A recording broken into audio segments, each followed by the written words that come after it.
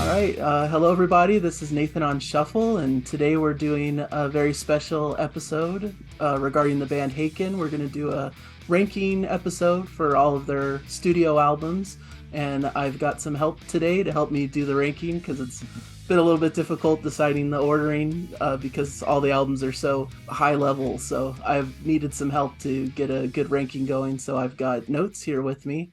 If you want to Hello. introduce yourself a little bit. Sure, yeah. So best known as Notes Reviews on YouTube and all that fun things.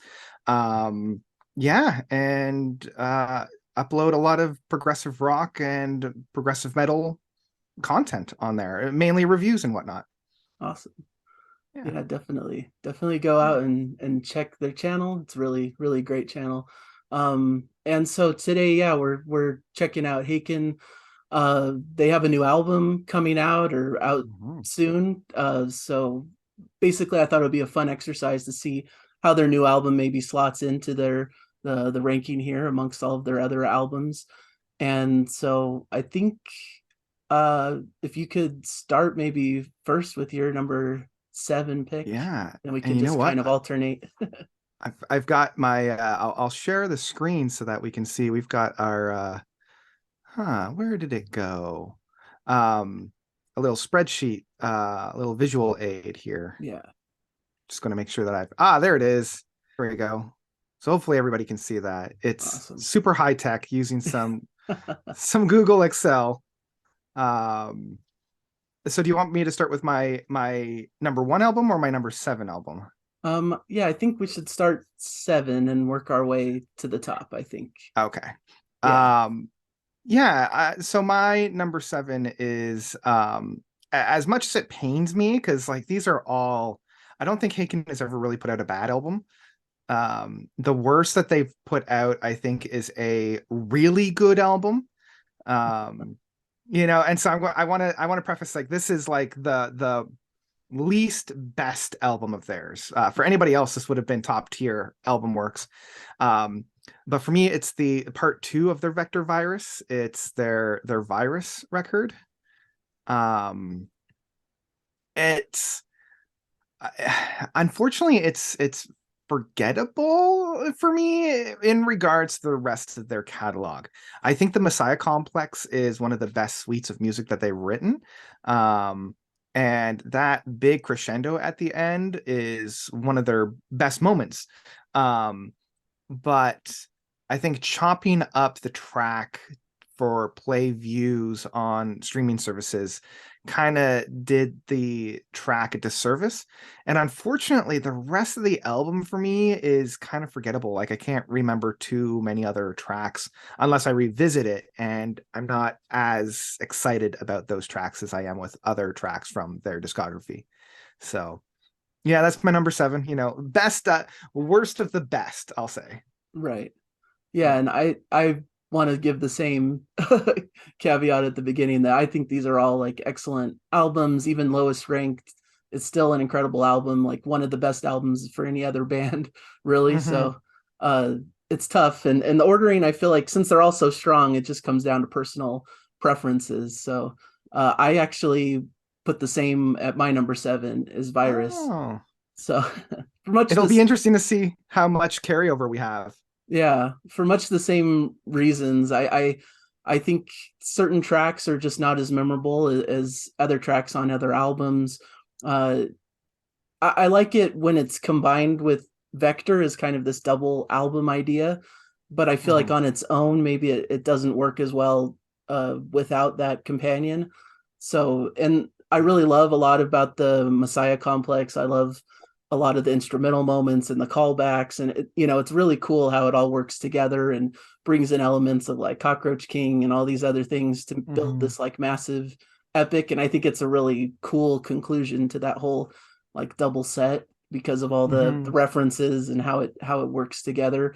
But yeah, some of the shorter songs I don't remember as well. I like Carousel. I remember that one and really loving that. Mhm. But some of the more single oriented tracks, the shorter ones, uh, I don't really remember as much as some of the bigger pieces that they've done and are some of Yeah. their less memorable tracks, but still great. Whenever I put them on, it's like, oh yeah, I remember I liked this one, but I had kind of Hmm. forgotten about it.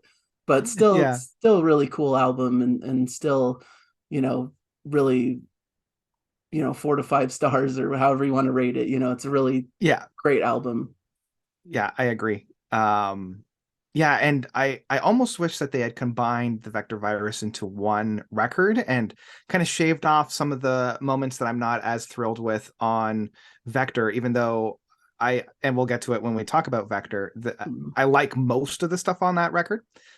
Whereas this, I think I really only like when I compare it to the rest of Haken's discography, I only maybe like about a third of the stuff that's on here. Again, to compare it to the rest of the Right. discography of Haken's stuff.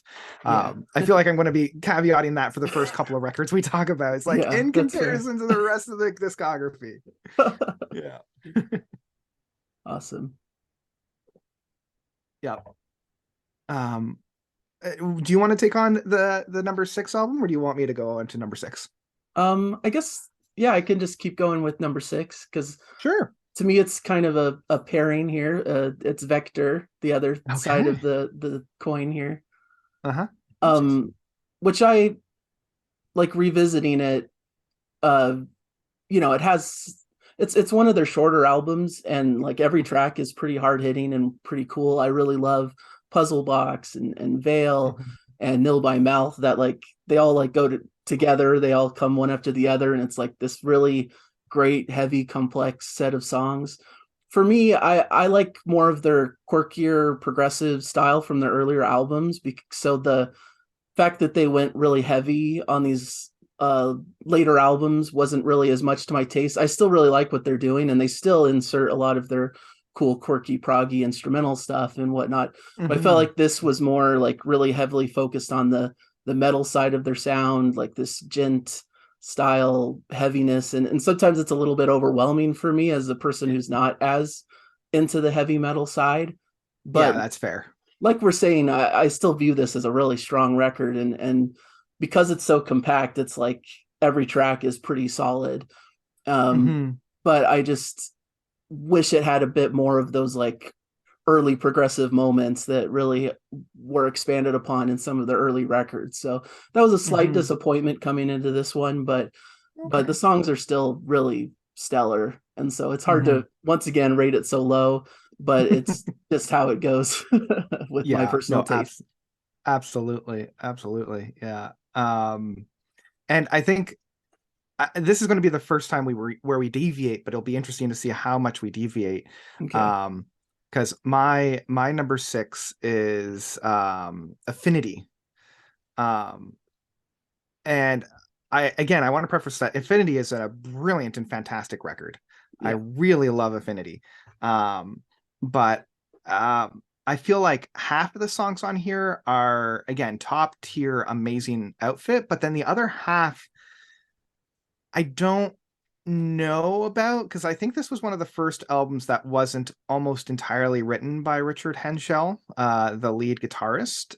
This Okay. is when a lot of other band members were having a little bit of a say at the songs and writing their songs, and you can kind of feel it because this is the first record of theirs that feels a little disjointed.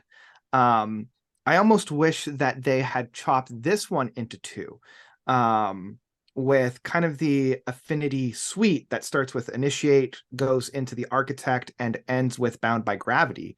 Because these three songs all have that same kind of motif that plays throughout it, and I love that through line. Um, so if they kept those with like one track kind of displacing those, so like keep 1985 and maybe keep the Endless Knot, but Earthrise and Red Giant to me are two of their weakest tracks that they've written, and I'm not a big fan, which it pains me because I know that those are the other boys' songs. Like I can tell like Yeah. Richard probably didn't write a lot of those tracks. He probably kept his hand on like Initiate and The Architect and Bound by Gravity. But and so in that sense, like I love that suite, but yeah, especially Earthrise, I'm like, oof, I do not I do not Okay. return to that track. I skip it more often than not. Fair enough. Which is a which is a shame, Yeah. Yeah. because the music that's like when this album hits, it hits hard. And like The Architect is one of my favorite tracks that they have written. Because I believe the lead singer from Leprous is actually featured on this at one point. So yeah, love it, love Affinity, but not my favorite from Okay, them. fair Yeah. enough. Yeah. Should I continue on with my Yeah, number five? yeah, I think We'll so. kind of go back and forth. We'll do pairs, one after the other, sure. Yeah. So this one I know will most likely bump up as I'm getting more and more familiar with it, but it is their most recent one. It is Fauna. I don't want to give too much away because depending on when this video goes up, people might not have a chance to listen to it yet. Right. Um, this album, I think, more than any other album from them, it is taking the most amount of time for me to appreciate and grow for this album. It's so dense. Like it is their densest work. It's probably their most technical album. Even when you compare it with the Vector Virus 1-2 Punch. Um, but there are some really, really interesting moments on this album that I really love. Like, again, I don't want to give too much away because I know that most people have only heard the first, like the four big singles on this. Um, but I love where they're growing as a band for this record. And I'm loving um their heavier side on this. Like I love when they go really, really heavy, and this album has a number of their probably heaviest moments. But yeah, I need a lot more time because when I first listened to this album, I was a little disappointed, but the more I'm listening to it, the more I'm really appreciating it and really loving it. Awesome. Yeah. Yeah, that's a good spot. I think that Yeah. makes sense. Um, my number five probably is going to be the most possibly controversial and Uh-oh. disparate we're going to be, I think, which these moved around because I try to like re-listen to all these albums in preparation for ranking them. So this one I would have thought would be a lot higher in my rankings, but for some reason re-listening it just the other ones really stood out, I guess. But I'm putting Yeah. Aquarius, the Oh, debut album, okay. at number five. Uh-huh. All right.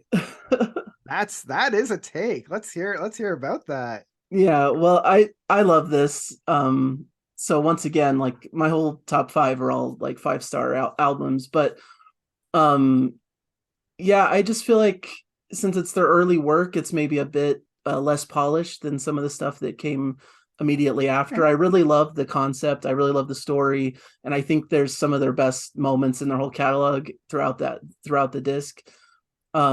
But just overall listening to it from start to finish, I feel like there's certain moments that maybe could be like trimmed a bit or done up a little bit differently.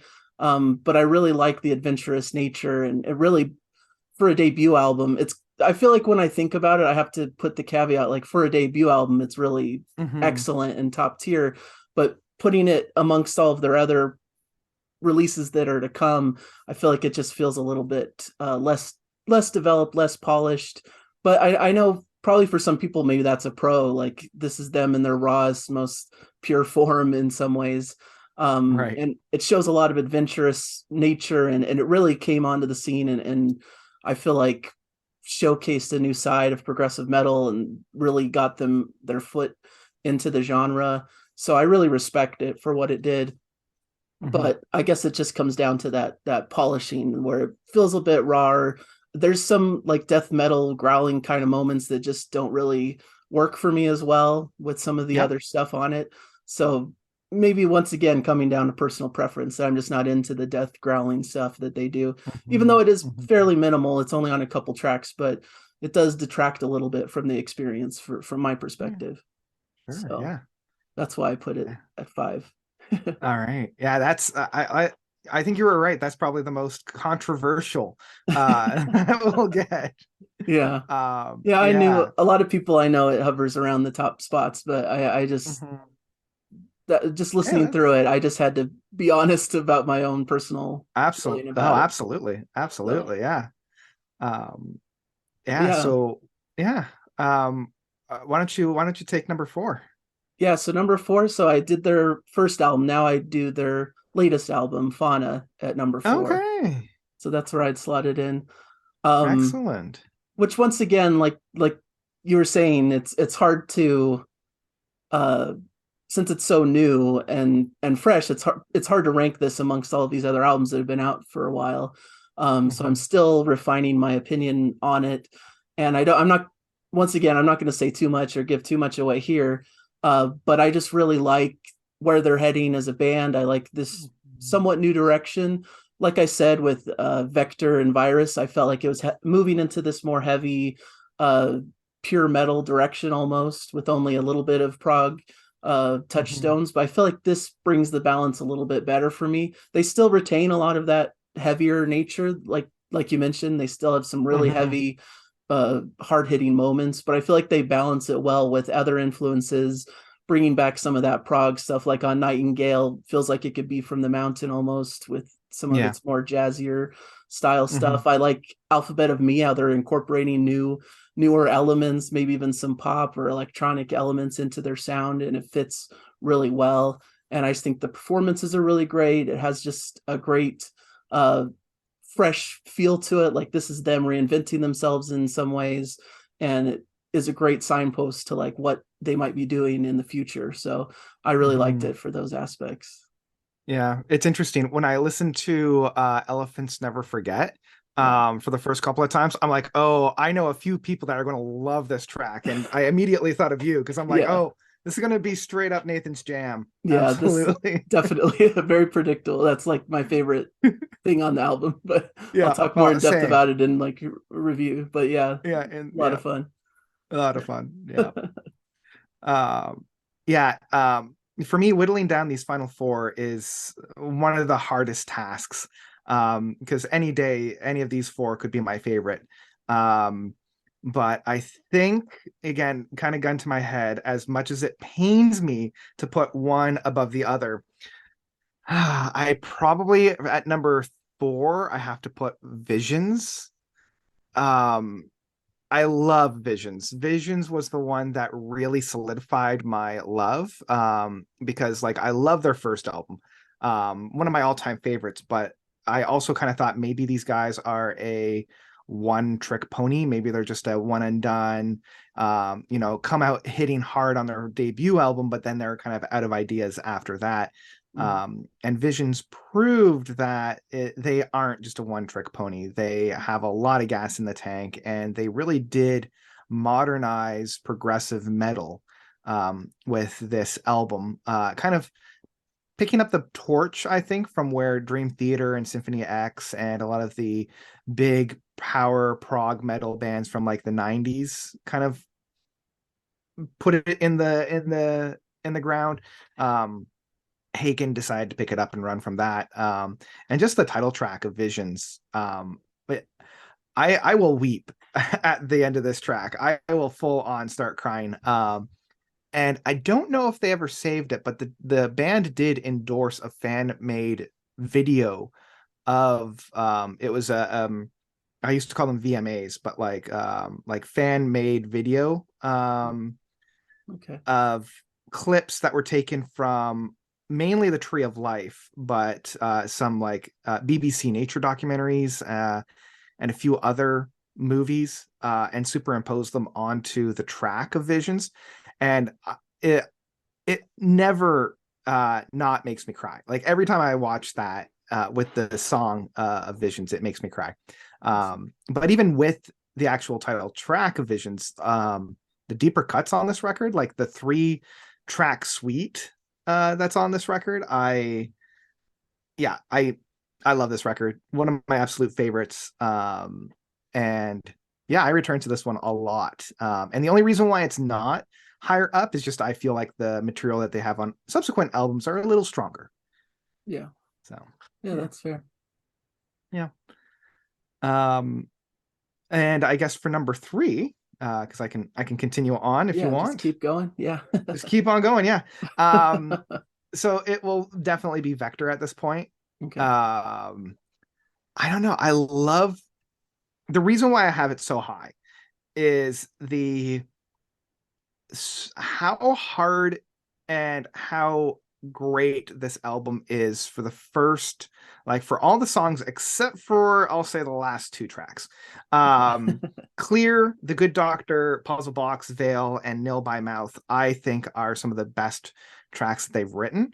And it's so unified. It's so powerful. The Puzzle Box might be my favorite track from them.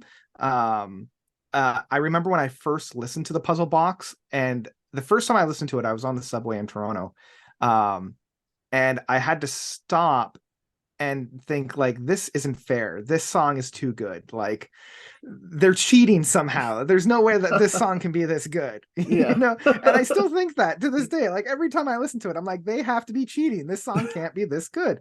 And I love the instrumentals that are on here. Like, Nil by Mouth is such a powerhouse of a track that I cannot help but love. My only thing, and I agree, like, it is a short record, and I kind of like the fact that it's a short record at 44 minutes. My only thing is, if they had removed Host and A Cell Divide and instead put the Messiah Complex as the ending piece on here, we would have had an absolute masterpiece instead of like a 9.5 record. This would have been like an absolute 10 out of 10, absolute masterpiece.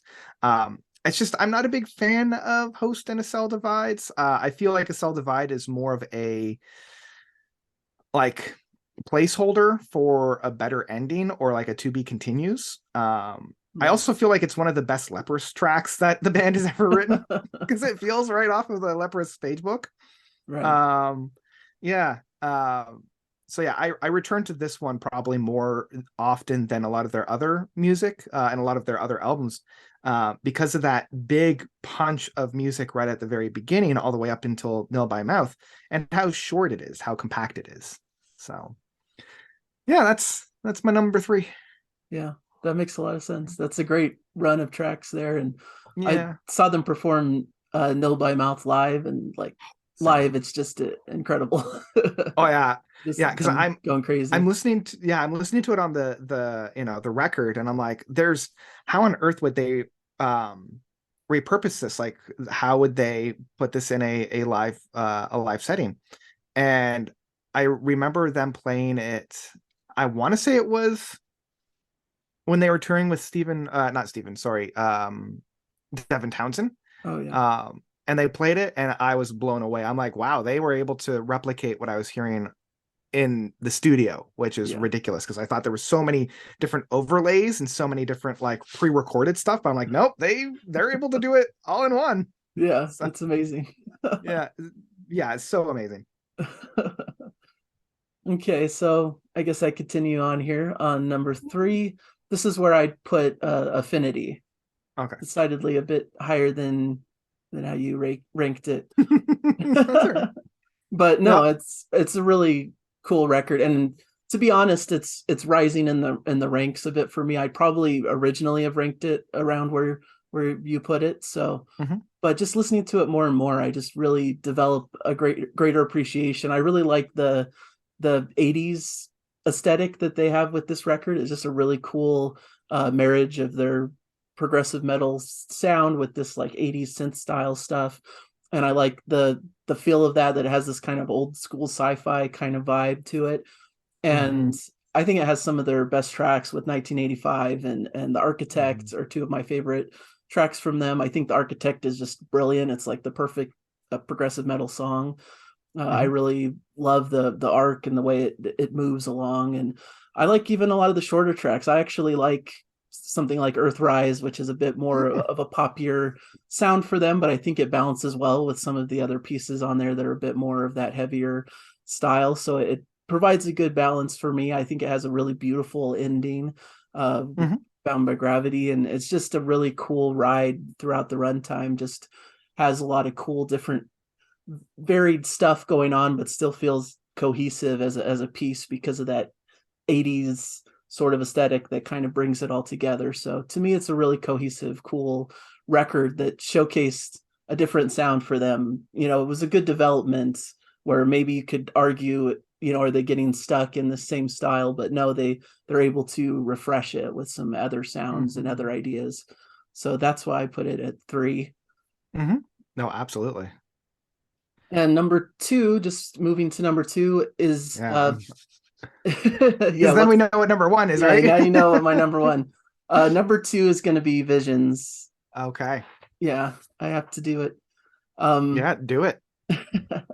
which Visions is just such a cool record to me. I love the concept. I love the story. It's just this really interesting sci-fi Twilight Zone type kind of story that goes throughout the record.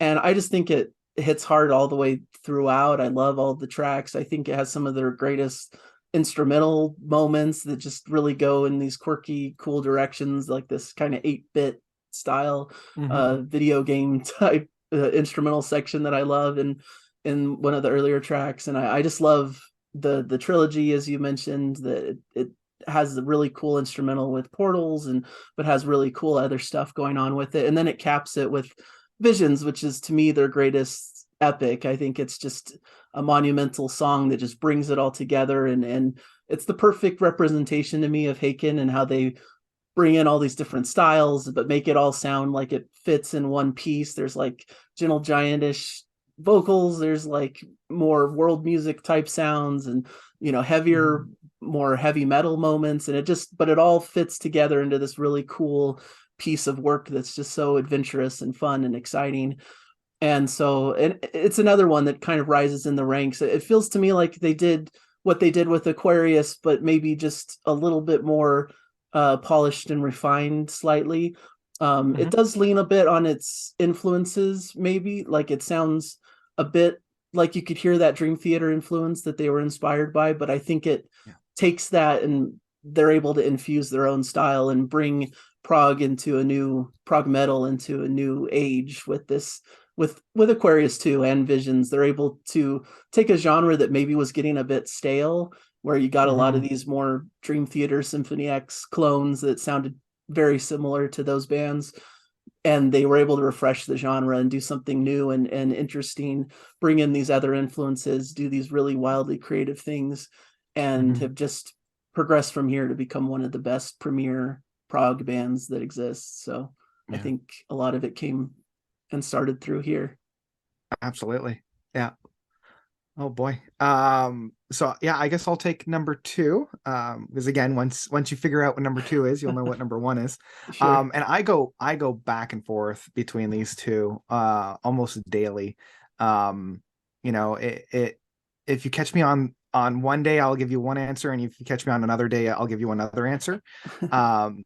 And so today, I think I will have to put The Mountain as my number 2. And I know you'll be talking about it in a second, because that's the only one that's left on the board. But yeah, after Visions, I was like, okay, again, do they have more in the tank? Are they able to maintain their projection? And this one doesn't have any track that I would consider non-essential. Like each of the tracks on here are absolutely essential to the discography as well as this album. And I love the variety on here. I feel like this and again, they would follow it up with Affinity, but like the variations and the variety of the music are still very singular. They're still tied into the mountain. They're tied into the theme and the feelings of the mountain. It also has one of their first really big hits, which is the Cockroach King, which is interesting because I always wondered why this was the track that really caught on. Like, I understand it's very catchy, it's very fun, it's very bopping, but for the longest time, this was like one of the songs on the album that I'm like, I'm not too sure about. Like, I never really subscribed to the Cockroach King as being like one of my favorites from this album. For me, I really loved like the 1-2 punch of In Memoriam and Because It's There. I also love like Falling Back to Earth is one of my all-time favorites, as well as Pareidolia. Just absolutely Like I love how hard hitting it is. You're starting to get a lot more influences from bands like Tool on these tracks and these items. They're starting to kind of break away from the mold that they set up with Visions and Aquarius. And that, somebody, the ending track on here, it kind of reminds me of a Hans Zimmer track that we would get with like the Inception soundtrack. Yeah. That trailers overuse the sound of like this big blah kind of sound. Uh, Yeah. and I love that Haken was able to utilize that in this massive, massive track that closes off the album. Yeah, and again, catch me on a particular day, and I would easily say that this is my favorite album from them. But Yeah. yeah, I love it. Definitely. Um, Awesome. and that brings me, I guess I'll do my favorite album, the only one Okay. that's left on the board. Yeah, I think it's pretty apparent. Yeah, it's pretty apparent which one it is. Uh-huh. Yeah, Aquarius for me is number one. So when you Yeah. were saying, oh, some of your friends and colleagues put it at the highest, it's like it's me. Yeah. I thought Um, it had a good chance to be top of your yeah, yeah. yeah, it's much like how Visions would make me cry. Aquarius always makes me cry. Celestial Elixir, the final track on here, is just so brilliant, so beautiful. I love the concept. I love the story. It's mythical. It's magical. It's dark. It's gritty. This was the first time in a long time with modern music since probably like Dream Theater Yeah. that it rekindled the love that I had for progressive music, not even just progressive metal, but like progressive music. And I remember listening to it when I was doing my master's of library science and just being in awe. And this is also one of the few times where they allow themselves to have a lot of fun with the music. Like there are three distinct instances. The first track, then Aquarius, the mid track, and then in Celestial Elixir, where they almost go into like this marching band, pa kind of fun ragtime kind of sounds where they just kind of like let loose and have some fun. And the first handful of listens that I had, I bursted out laughing because it was just so much fun and so goofy. And I love that. I love that they, even in this very serious, very dour and very dark tale, they're allowing themselves to have a little bit of fun with the music. But the build-ups, the payoffs, and even like they have the whole Aquarius suite that they'll play live. But I remember the first time I saw Haken when they were doing their restoration tour, the first time they came across to North America, and they did Drowning in the Flood. And they did it live, and I was weeping. Like the big crescendo at the end of Drowning in the Flood just made me it turned me into a flood. It's drowning in my own flood of tears. I loved this album. And this was the one that put them on the map and made them stay on the map, even if all the other albums that they had put out were complete garbage. I'm glad that they weren't. But even if they were, I would still listen to every single one that they would put out just based off of this album alone. So Awesome. yeah, that's my number one. It solidified me for them, and it showcased that, hey, maybe there is a new King of the Mountain in terms of progressive metal. Yeah. So yeah, that's my number one. Yeah, totally makes sense. I totally get it. And I used to consider this in the top tier and considering it for the top spot also, and it just morphs and moves around, but I totally get all the reasoning, and it totally deserves a top spot. I totally get it.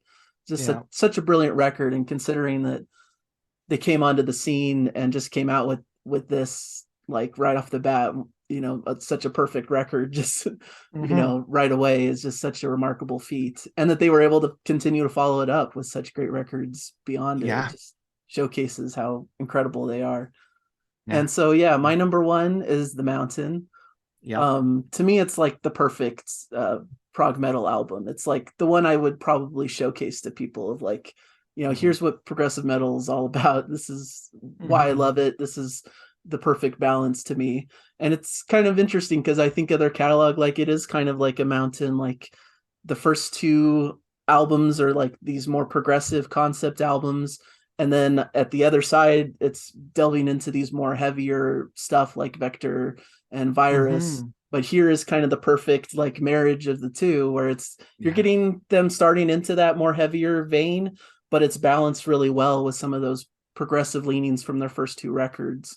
So I think Yeah. it just is the perfect balance between the two sides of their sound, really. And like you said, it's just every track is essential to it. There's no like weaker tracks like, oh, I could remove this or remove that. Mm-hmm. Like every track is so important to the whole piece and just works in tandem together really well. And to me, it just has some of their biggest standout pieces like Atlas Stone, like Cockroach King, like Falling Back to Earth, Pareidolia. These are all like just classic Haken tracks that I just can't imagine being without, and some of Mm-hmm. the other tracks in between are just really great uh slices of their sound as well, and great breaks between some of these bigger heavier pieces. Ross Jennings, I think, delivers one of his best vocal performances here with a lot of these pieces. I love some of the like Gentle Giant influences like on Cockroach King, and some of the vocals also in other places like I believe on Somebody. It's just really Mm-hmm.